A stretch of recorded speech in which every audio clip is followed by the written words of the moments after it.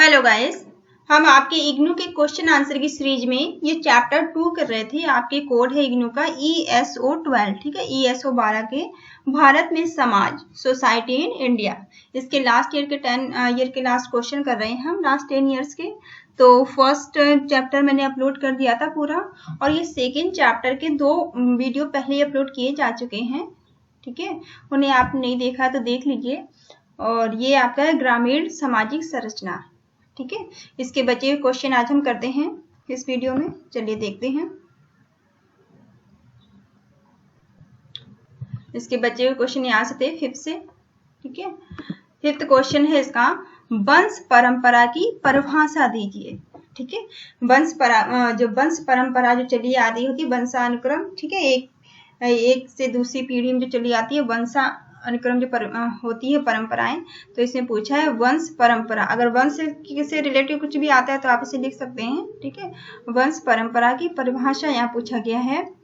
उत्तर है इसका, वंश परंपरा परिवार के एक समूह की वह स्थिति है जिसमें किसी समूह द्वारा सभी संबंधों की जानकारी रखी जाती है, ठीक है। वंश परंपरा क्या है? वंश परंपरा किसी भी परिवार की एक समूह की वह स्थिति होती है जिसमें कि उस परिवार के समूह की पूरी जानकारी रखी जाती है, उनके संबंधों की, ठीक है। उनके संबंधों की पूरी जानकारी होती है और एक समान पूर्वज से अपना वंश क्रम निर्दिष्ट करवाया जाता है, ठीक है। किसी एक समान पूर्वज से अपना वंश क्रम जो है वो निर्दिष्ट करवाया जाता है। इसमें एक ही पीढ़ी के सभी बच्चे परस्पर भाई बहन के जैसे व्यवहार करते हैं, ठीक है। इसमें एक पीढ़ी के जितने भी बच्चे होते हैं सभी आपस में भाई बहन होते हैं, अर्थात पीढ़ी के सभी बच्चों में भाई बहन का संबंध बना रहता है, ठीक है। उस पीढ़ी के जितने भी बच्चे हैं उन सब में भाई बहन का संबंध बना रहता है। धार्मिक अनुष्ठानों में के अवसर पर पीढ़ी के सभी सदस्य संगठित होते हैं, ठीक है। जो भी धार्मिक अनुष्ठान होते हैं, पूजा पाठ होते हैं, ऐसे अवसरों पे पीढ़ी के सभी जितने भी सदस्य हैं सभी इकट्ठे होते हैं और धार्मिक अनुष्ठानों को मानते भी हैं, ठीक है। धार्मिक अनुष्ठानों में इकट्ठे भी होते हैं और उसे मानते भी हैं। ये सब एक इकाई के रूप में संगठित होते हैं, ठीक है। ये सभी एक इकाई के रूप में होते हैं, इसलिए इन्हें कभी कभी कुल भी कहा जाता है, ठीक है। इन्हें क्या कहा जाता है? कभी कभी इन्हें कुल भी कहा जाता है। इन परिवारों में काफी घनिष्ठता होती है, ठीक है। इन परिवारों में क्या होती है? इन परिवारों में काफी घनिष्ठता देखने को मिलती है। लोगों के द्वारा इन समूह के भीतर वैवाहिक संबंध स्थापित नहीं होते, ठीक है।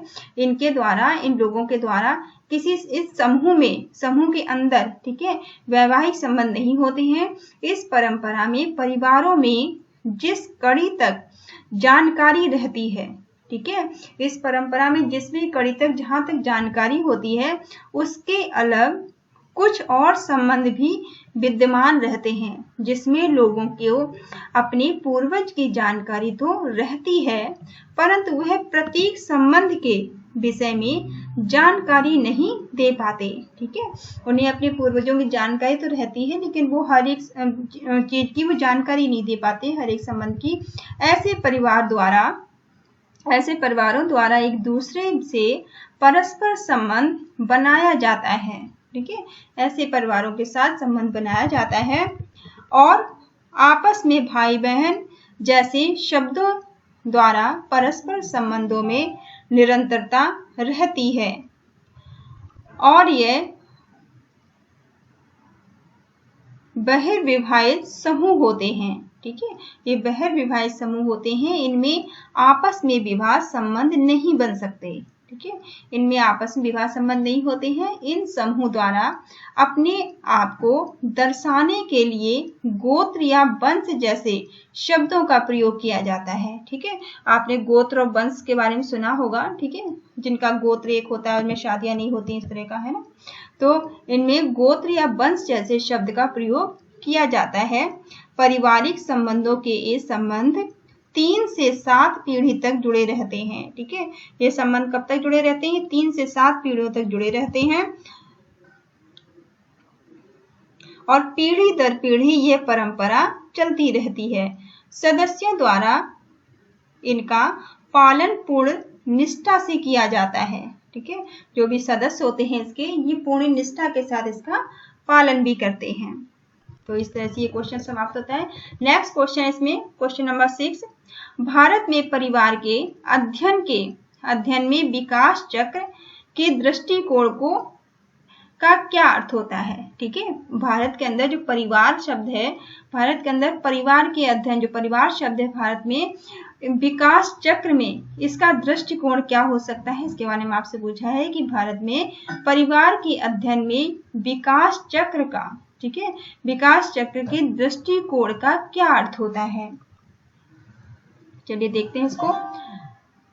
परिवर्तन प्रक्रिया का एक नियम है। ठीक है, आपको भी पता होगा जो परिवर्तन होता है, चेंजेस होता है, प्रकृति का एक नियम होता है। ठीक है, तो परिवर्तन प्रकृति का एक नियम है। सामाजिक जीवन का कोई भी ऐसा पक्ष नहीं है जिसमें कुछ न कुछ परिवर्तन ना हुए हो। ठीक है, सामाजिक पक्ष का ऐसा कोई भी नियम नहीं है जिसमें कोई परिवर्तन ना हुए हो। कुछ परिवर्तन तेजी से होते हैं। ठीक है, कुछ परिवर्तन ऐसे हैं जो तेजी से होते हैं, तो कुछ धीमी गति से होते हैं। ठीक है, कुछ परिवर्तन तेजी से होते हैं तो कुछ परिवर्तन धीमी गति से होते हैं। यदि हम एक ऐसे समाज की कल्पना करें जिसमें कभी कोई परिवर्तन नहीं होगा, ठीक है, अगर हम किसी ऐसे समाज की बात करें जिसमें कभी कोई परिवर्तन ही नहीं होगा, तो यह हमारी सबसे बड़ी भूल होगी। ठीक है, क्योंकि हर समाज में समय समय पर परिवर्तन होते रहते हैं। वास्तव में परिवर्तन की प्रक्रिया निरंतर जारी रहती है। ठीक है, परिवर्तन की प्रक्रिया निरंतर चलती रहती है। परिवर्तन का रूप सदैव एक समान नहीं होता। परिवर्तन सभी चक्रीय रूप से होता है। ठीक है, परिवर्तन जो है, चेंजेस हैं, कभी चक्रीय रूप से होते हैं, अर्थात पुरानी विशेषताएं ही लौटकर फिर आधुनिक बनती रहती हैं। ठीक है, जो पुरानी जो परंपराएं हैं, विशेषताएं हैं, वही लौटकर फिर आधुनिक रूप से, नए रूप से सामने आती हैं। ठीक है, एक छोटी सी मैं आपको बताऊं इसमें, जैसे कि बहुत पुराने टाइम में शायद आपने सुना हो या अपने पेरेंट्स से सुना हो, पहले के टाइम में जो थे पीतल और तांबे के बर्तन चला करते थे। ठीक है, उसके बाद फिर स्टील के बर्तन आ गए, उसके बाद में अब तो कांच के आ गए हैं। ठीक है, तो वही जो अब आप किसी बड़ी बड़ी जगह पे देखेंगे तो वो जो पीतल और तांबे के बर्तन हुआ करते थे, उसका एक आधुनिक रूप, ठीक है, एक नए रूप में वही सामने आ रहे हैं, जो ट्रेडिशनल रूप में आ रहे हैं, उन्हें देखने को मिल रहे हैं। आप 5 स्टार होटल में देखेंगे, बड़ी बड़ी जगह पर देखेंगे। ठीक है, तो लोग उन्हें काफी पसंद कर रहे हैं। तो कहने का मतलब ये है, जो पुरानी चीजें हैं वही आधुनिक रूप में चेंज होके आती रहती हैं। ठीक है, जबकि कभी कभी परिवर्तन एक ही दिशा में आगे बढ़ता है, और कभी कभी ऐसा भी होता है कि बहुत सारी चीजें लुप्त हो जाती हैं, परिवर्तन एक दिशा में आगे बढ़ता है। अर्थात समाज हमेशा नई विशेषताओं को ग्रहण करता है। ठीक है, और जो समाज है वो नई विशेषताओं को ग्रहण करता है या कुछ चेंजेस को अपनाता है। भारत में पारिवारिक संदर्भ में भी 2 दृष्टिकोण को प्रस्तुत किया गया है। ठीक है, भारत में पारिवारिक संदर्भ में भी 2 दृष्टिकोण प्रस्तुत किए गए हैं। पहला दृष्टिकोण कहलाता है कि परिवर्तन एक सीध में होता है। पहला दृष्टिकोण क्या कहलाता है कि परिवर्तन एक सीध में होते हैं।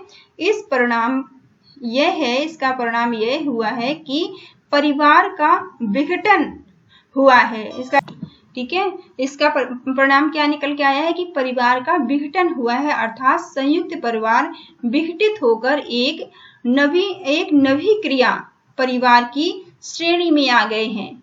ठीक है, एक नवीक्रिय परिवार की श्रेणी में आ गए हैं, मतलब एकल परिवार हो गए हैं। दूसरा दृष्टिकोण है, दूसरे दृष्टिकोण को I.P. देसाई, T.N. मयन जैसे समाज वैज्ञानिकों ने, ठीक है, जो समाज विज्ञानी हुए हैं, समाज विज्ञानियों ने अपने अध्ययन द्वारा स्पष्ट करते हुए कहा है कि परिवर्तन एक प्रक्रिया के रूप में होता है। इनका कहना है कि जो परिवर्तन है, जो चेंजेस है, वो एक प्रक्रिया के रूप में होता है।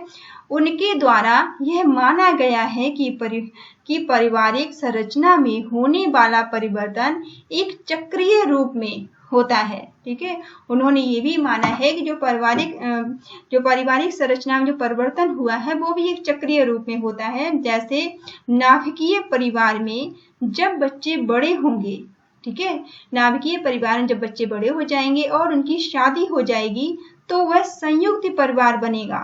ठीक है, तो वह कैसा परिवार बन जाएगा? संयुक्त परिवार बन जाएगा और इस प्रकार यह चक्र चलता रहता है। इस प्रकार हम कह सकते हैं कि जन्म और शादी विवाह के द्वारा वृद्धि होगी। ठीक है, तो दूसरी ओर मृत्यु और बंटवारे के कारण कमी भी आएगी। ठीक है, ये जो बंटवारे होते हैं, मृत्यु होती है और बंटवारे के कारण काम भी आएंगे। यही चक्र विकास चक्र कहलाता है। यही जो चक्र है यही विकास चक्र कहलाता है। इसी संदर्भ में स्पेंगलर ने अपनी पुस्तक the decline of the west में लिखा है। ठीक है, इन्होंने किसने लिखा है ये पुस्तक? The decline of the west किसने लिखी है पुस्तक? स्पेंगलर। ठीक है, ये नाम आप याद रखेंगे। स्पेंगलर ने the decline of the best पुस्तक लिखी है। इन्होंने इसमें लिखा है कि परिवर्तन कुछ निश्चित नियमों के अनुसार क्षतियों के जो हमारी ऋतुएं होती हैं, ऋतुओं की भांति चक्रवत होता रहता है। ठीक है, इन्होंने कहा है जो चेंजेस हैं, जो परिवर्तन है, वो ऋतुओं की तरह होते रहते हैं। सोरोकिन भी यह बात स्वीकार करते हैं। ठीक है, सोरोकिन भी कोई है जो कि ये बात ये भी मानते हैं कि कोई भी स्थिति अपनी चरम सीमा पर पहुंचकर वह आगे न बढ़कर पुनः पीछे की ओर लौटती है। ठीक है, इनका भी ये मानना है कि कोई भी स्थिति हो, वो जब अपनी पूरी चरम सीमा पर पहुंच जाती है तो फिर वहां से उसका वापस लौटना शुरू होता है। ठीक है, फिर वो वहां से वापस आती है। इसी प्रकार परिवार में भी परिवर्तन एक चक्रीय रूप से इसी प्रकार होते रहते हैं। ठीक है, इसी प्रकार परिवार में भी एक चक्रीय परिवर्तन होते रहते हैं। एक सीध में होने वाली परिवर्तन के पीछे मान्यता यह है कि समाज निरंतर प्रगति की ओर आगे बढ़ता रहा है। ठीक है, जो एक सीध में परिवर्तन हो रहे हैं, इसका मतलब ये भी है कि जो समाज है जो हमेशा प्रगति करता रहा है, हमेशा समाज आगे बढ़ता रहा है, निरंतर ये प्रगति करता रहा है। इस प्रकार पश्चिमी देशों की भांति पारिवारिक संरचना में परिवर्तन संयुक्त से नाभिकीय परिवार में हुआ है। ठीक है, यह दृष्टिकोण एक सीध में परिवर्तन को प्रस्तुत करता है। यह दृष्टिकोण ये बताता है कि परिवर्तन एक सीध में होता है। इस प्रकार उपयुक्त विवरण से विकास चक्र की प्रक्रिया का अर्थ स्पष्ट होता है और परिवारों में होने वाले परिवर्तन की स्थिति स्पष्ट हो जाती है कि किस किस तरह से समय समय पर चेंजेस होते रहते हैं। ठीक है, नेक्स्ट क्वेश्चन है इसमें आपका, उस शोध ग्रंथ का शीर्षक बताइए जिसमें जी.एस. घुर्रे ने भारत में जाति व्यवस्था की विशेषता का उल्लेख किया है। ठीक है, उस शोध ग्रंथ का इन्होंने नाम पूछा है। उस शोध ग्रंथ का क्या नाम है जिसमें कि जी.एस. ठीक है, जी.एस. घुर्रे ने भारत में जाति व्यवस्था की विशेषता को बताया है। Race and caste in India. ठीक है, इनकी पुस्तक क्या है? Race and caste in India नामक शोध ग्रंथ में जे.एस. घुर्रे ने भारत की जाति व्यवस्था की विशेषता का उल्लेख किया है। आपको इतना याद रखना है कि race and caste in India, ठीक है, race and caste in India जो पुस्तक है ये जे.एस. घुर्रे के द्वारा लिखी गई है। ये जाति व्यवस्था से संबंधित है। ठीक है, इतनी सी बात आप याद रखेंगे। नेक्स्ट 8th क्वेश्चन है इसमें आपका, भारत में जाति प्रथा की प्रमुख विशेषताएं कौन कौन सी हैं? ठीक है, भारत में जाति प्रथा की विशेषताएं पूछी गई हैं। भारत में जाति प्रथा की विशेषताएं निम्नलिखित हैं। पहला है समाज का खंडनात्मक विभाजन।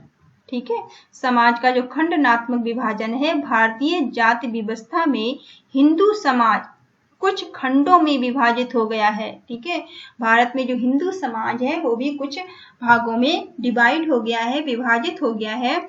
इसमें प्रत्येक खंड को एक विशेष सामाजिक स्थिति प्रदान की गई है। ठीक है, इसमें हर एक खंड को एक सामाजिक स्थिति प्रदान की गई है विशेष तरह की, और साथ ही दायित्वों को भी सौंपा गया है। ठीक है, साथ ही इनको कुछ दायित्व, कुछ जिम्मेदारियां भी सौंपी गई हैं।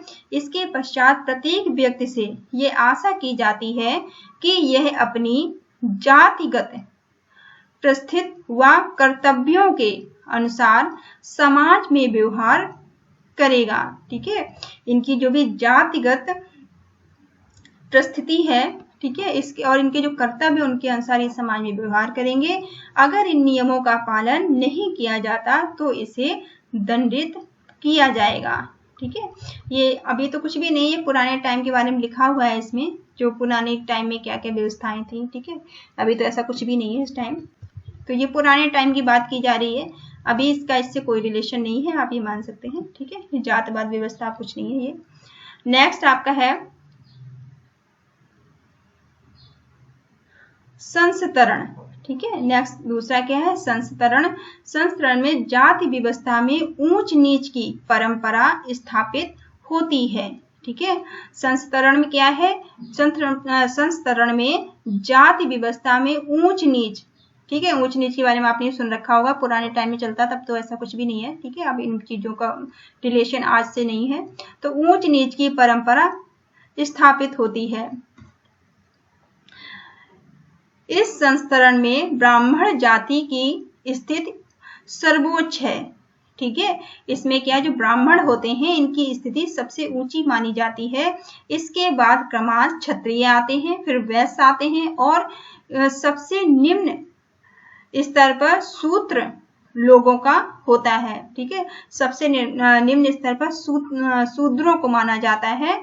ठीक है, शूद्र ही निम्न स्तर पर माने जाते हैं, और सबसे उच्च स्तर पर ब्राह्मण माने जाते हैं। इनके बाद क्षत्रिय आते हैं, फिर वैश्य आते हैं। ठीक है, इनमें यह ऊंच नीच का जातीय संस्तरण रक्त की पवित्रता, पूर्वजों के व्यवसाय के प्रति आस्था व अन्न के साथ भोजन व पानी के संबंधित अन्य विचारों पर आधारित होता है। ठीक है, ये व्यवस्थाएं पहले जो बनाई गई थी, ये जात पात की जो है, ये व्यवसाय के आधार पे बनाई गई थी, काम के आधार पे बनाई गई थी। ठीक है, जो तब से चली आ रही हैं।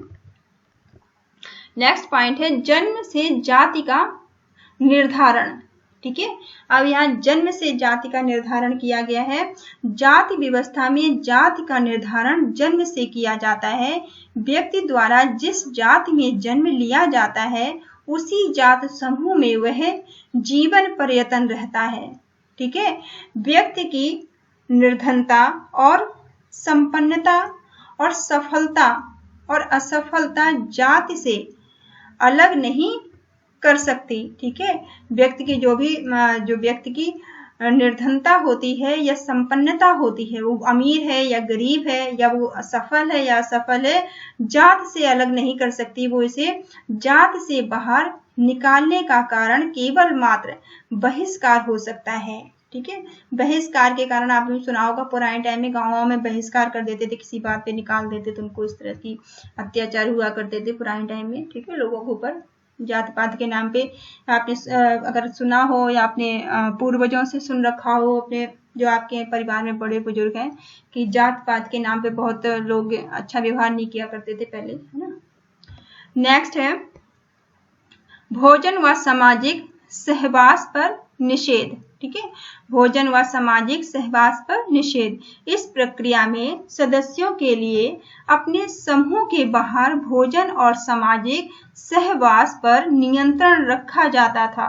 ठीक है, यह भी एक तरह का दुर्व्यवहार ही हम कह सकते हैं। ठीक है, जो किया जाता था, और इन नियमों को कठोरता से माना जाता था और इन नियमों को कठोरता से इनका पालन भी करना पड़ता था। इस संबंध में जाति व्यवस्था के नियम यह निर्धारित करते हैं कि कहाँ पानी पीना है। ठीक है, तो ये देखिए किस तरह का है, ये जो पुराने टाइम में होता था। तो ये भी निर्धारण वो लोग करते थे कि कहाँ पर पानी पीना है, कहाँ पर कच्चा भोजन ग्रहण करना है, ठीक है, कहाँ पक्का भोजन ग्रहण करना है। इन सभी प्रतिबंधों का उद्देश्य निम्न जाति की तुलना में उच्च जाति को श्रेष्ठ बनाए रखना था। ठीक है, ये अपनी झूठी शान बनाए रखना था और कुछ नहीं था। ठीक है, कि ये भेदभाव जो था पहले किया जाता था। ठीक है, नेक्स्ट है फिफ्थ पॉइंट है इसमें विवाह संबंधी प्रतिबंध। ठीक है, अब विवाह संबंधी किस तरह के प्रतिबंध हुआ करते थे उस टाइम में?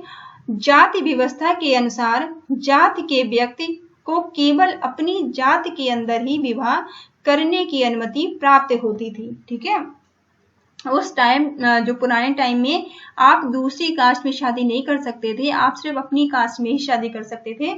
इस तरह की व्यवस्था भी थी उस समय में।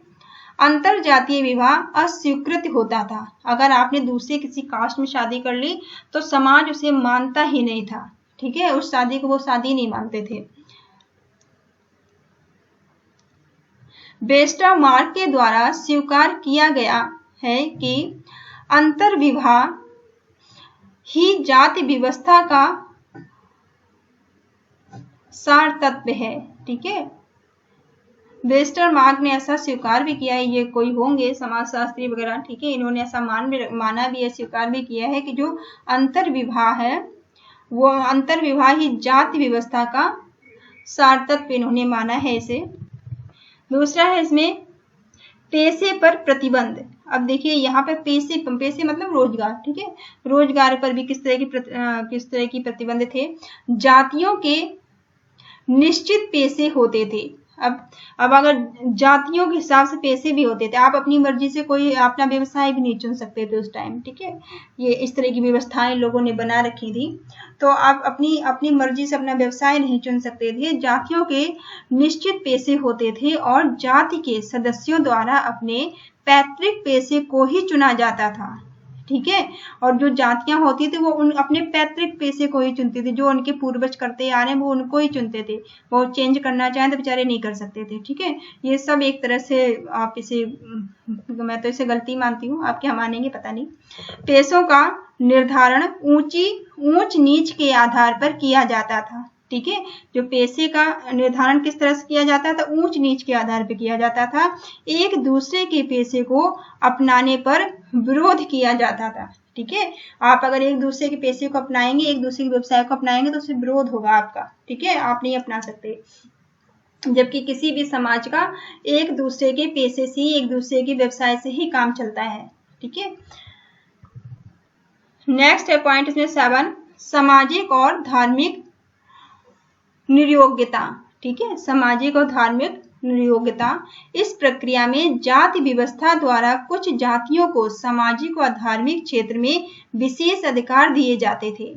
ठीक है, इस व्यवस्था के अंदर कुछ जातियां ऐसी थी जिन्हें सामाजिक और धार्मिक क्षेत्र में कुछ खास तरह के अधिकार थे।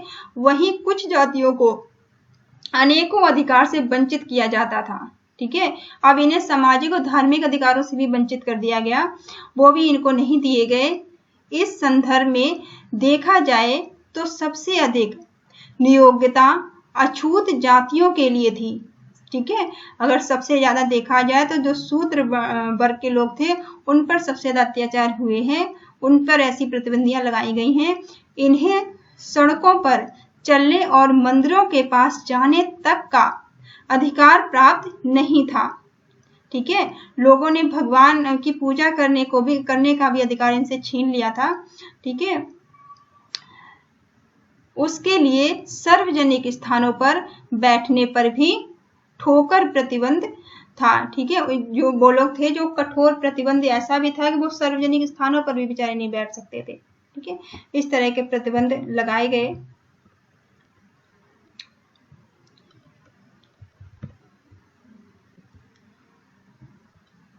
और नेक्स्ट पॉइंट इसमें दिया गया है आपका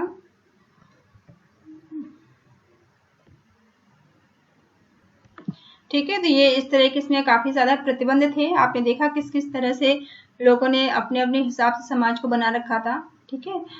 कास्ट के अकॉर्डिंग लोगों पे किस तरह के दुर्व्यवहार लोगों के साथ किए जाते थे उस टाइम, ठीक है। नेक्स्ट है आपका 9th क्वेश्चन। 9th पूछा है निम्नलिखित वाक्यों में खाली स्थानों को भरिए। अब यहाँ पे कुछ खाली स्थान दिए गए, इनको आपको भरना है, ठीक है। चलिए देखते हैं क्या है खाली स्थान।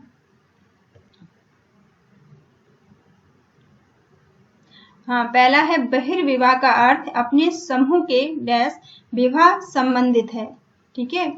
इसमें बहिर्विवाह का संबंध किससे है, तो यहाँ पे कहा है बाहरी, ठीक है। बहिर्विवाह का संबंध किससे है, बाहरी से है। यहाँ पे आप क्या भरेंगे, बाहरी भरेंगे यहाँ पे, ठीक है। यहाँ पे आप भर देंगे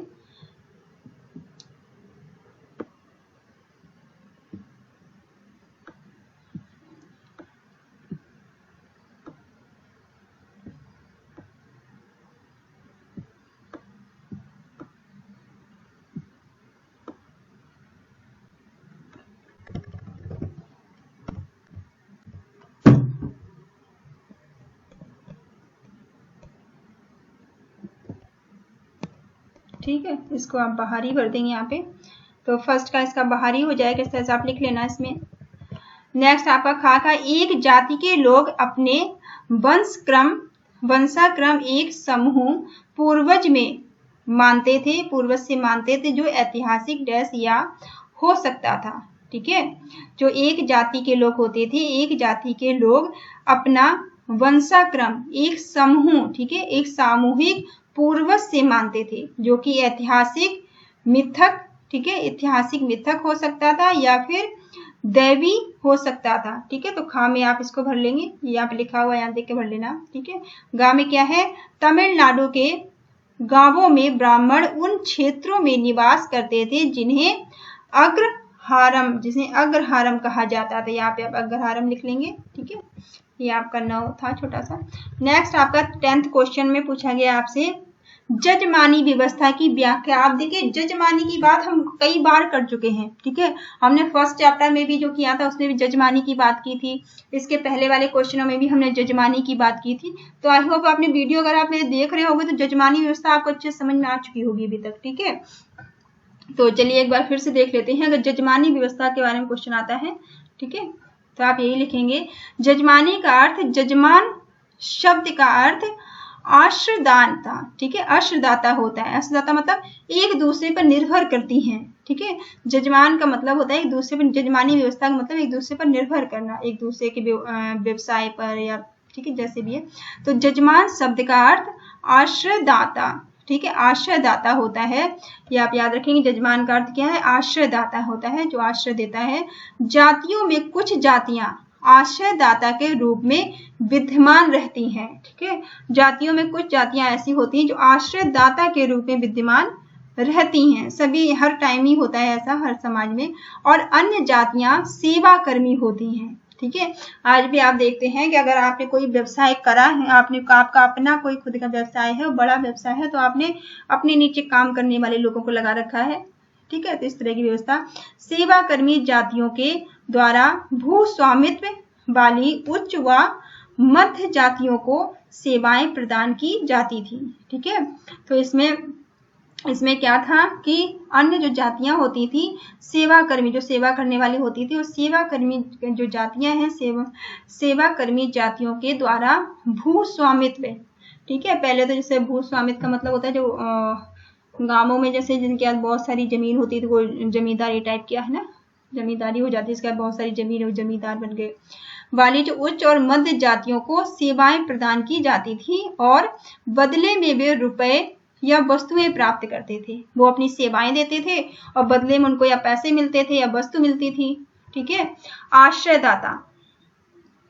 आश्रयदात्री जातियों में भूमि पर स्वामित्व रखने वाली प्रभुत्वशाली जातियां जैसे राजपूत, ठीक है, भूमिहार, जाट, कंपा, रेड्डी और लिंगायत, ठीक है, इस तरह की जातियां थी।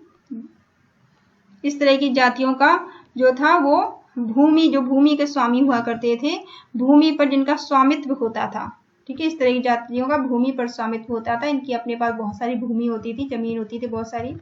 सेवाकर्मी, सेवाकर्मी कौन होते थे? इनमें सेवाकर्मी में आते थे ब्राह्मण, जजमान, धोबी, बढ़ई, लुहार आदि जातियां आती थी। ये सेवाकर्मी में आती थी, सेवा करने वाली होती थी। ऐसे जजमानी व्यवस्था की प्रक्रिया, जजमानी संबंध से कार्य परिवार स्तर पर ही किया जाता था। ठीक है, जो जजमानी व्यवस्था जो काम है वो परिवार स्तर पे होता था। सेवाकर्मी जाति का पारिवारिक अपनी सेवाएं जजमानों के विशिष्ट परिवारों को ही प्रदान करते थे। ठीक है, ये अपनी जो इनके विशिष्ट परिवार होते थे उनको ही अपनी सेवाएं दिया करते थे। इस व्यवस्था में जजमान व सेवाकर्मी उत्तराधिकार में इन संबंधों को प्राप्त करते थे। ठीक है, ये इन संबंधों से जजमान जो सेवाकर्मी होते थे और जो ये किस तरह से जजमान होते थे और जो सेवाकर्मी होते थे, ये सभी आपस में क्या थे? उत्तराधिकार में इन संबंधों को ये प्राप्त करते थे। जैसे शादी, जन्म और मृत्यु जैसे विभिन्न अनुष्ठान होते थे, अनुष्ठान के अवसर पर सेवाकर्मी जातियां अपने यजमानों को सेवाएं प्रदान करती थी। ठीक है, जब भी इनके घर में कोई बड़े काम होते, जो शादी होती थी, किसी बच्चे का जन्म होता था, किसी की मृत्यु हो जाती थी, तो ये जातियां क्या है? अपनी सेवाएं देती थी। ठीक है, अपनी सेवाएं प्रदान करती थी और इनके बदले में भुगतान के अलावा उपहार भी प्रदान करती थी। ठीक है, और इनका फिर क्या होता था? ये सेवाएं अपनी प्रदान करती थी और इनके बदले में इन्हें क्या मिलता था? भुगतान के अलावा पैसे जैसे मिले, इनके सेवा के बदले पैसों के अलावा इन्हें उपहार भी प्रदान किए जाते थे, जो गिफ्ट वगैरह। ठीक है, इस प्रकार यजमानी व्यवस्था गांवों में जातियों के परिवारों के बीच अंतर्निर्भरता प्रस्तुत करती है। और ये व्यवस्था ज्यादातर जजमानी कहाँ चलती थी? ये गांवों के अंदर चला करती थी। ठीक है, ये जजमानी व्यवस्था जो है वो गांवों में चलती थी और सहयोग भाव उत्पन्न करती थी। इस व्यवस्था से एक हेल्पिंग नेचर सामने आता था। सहयोग भाव मतलब वही हेल्पिंग नेचर जिसे कह सकते हैं। विशेषताएं क्या है? जजमानी संबंध स्थायी होते थे। ठीक है, जजमानी संबंध क्या होते थे? स्थायी होते थे, वो पीढ़ियों दर पीढ़ियों चलते रहते थे।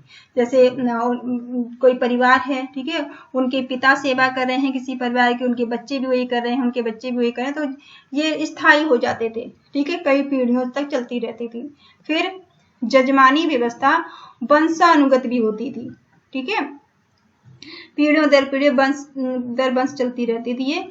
ये वस्तु विनियम व्यवस्था भी थी। ठीक है, ये व्यवस्था कैसी थी? वस्तु विनियम थी। ये विशेषताएं हैं इसकी जजमानी व्यवस्था की, जो आप याद रखेंगे तीनों पॉइंट। फिर इसके लाभ क्या क्या थे? ठीक है, इनके लाभ चलिए देख लेते हैं। पहला है इसमें यह व्यवस्था की सुरक्षा प्रदान करती थी। ठीक है, ये जो व्यवस्था थी ये क्या सुरक्षा प्रदान करती थी? दूसरा है ये आर्थिक सुरक्षा प्रदान करती थी। ठीक है, ये सुरक्षा भी देती थी, इससे सुरक्षा भी इनको मिलती थी, आर्थिक सुरक्षा भी मिलती थी। ठीक है, क्योंकि जजमान अपने सेवक परिवार की सारी आवश्यकताओं की पूर्ति करते थे। क्योंकि जो जजमान थे वो अपने सेवा परिवार की, जो परिवार उनकी सेवा कर रहा है, उनको हर तरह की उनको सुविधाएं उपलब्ध कराते थे, उनकी सारी आवश्यकताओं को पूरा करते थे, चाहे वो आर्थिक हो या सुरक्षा से रिलेटेड हो या जिस भी तरह की उनकी आवश्यकताएं हैं, सबको ये पूरा करते थे। ठीक है, तीसरा है यह जजमान तथा प्रजनन के संबंधों को मजबूत बनाता है। ठीक है, यह जो जजमान है और प्रजनन के संबंधों को ये मजबूती प्रदान करते हैं और ये आर्थिक की अपेक्षा वैयक्तिक अधिक होते हैं। ठीक है, ये आर्थिक की अपेक्षा में वैयक्तिक अधिक होते हैं। दूसरा है इसका दोष। इनके दोष क्या क्या है? इनमें कमियां भी कुछ अच्छाइयां होती हैं। कोई भी चीज हो उसकी कुछ अच्छाइयां हैं, कुछ तो उसकी कुछ ना कुछ बुराइयां भी होती हैं। तो चलिए देखिए इसके दोष क्या क्या हैं। जजमानी व्यवस्था में प्रभुत्ता, शोषण और संघर्ष के तत्व भी सम्मिलित होते हैं। ठीक है, जजमानी व्यवस्था में प्रभुत्व रहता है, जैसे अधिकार रहता है। ठीक है, आप मेरा ही काम करेंगे, किसी और का नहीं करेंगे, इस तरह का जो हमने कह दिया वही करिए, मर्जी हो या ना हो आपको करना ही पड़ेगा। ठीक है, इसी तरह शोषण, जब आप जबरदस्ती किसी से कोई काम करा रहे हैं तो वो शोषण में आ जाएगा। ठीक है, और जिसके लिए उन्हें संघर्ष भी करना पड़ेगा। ठीक है, देखिए सारे मिले जुले हैं। दूसरा है भूस्वामी अस्त्रदाताओं तथा सेवा करने वाले गरीब कारीगरों और श्रमिकों के बीच शक्ति के उपयोग में व्यापक अंतर विद्यमान रहता है।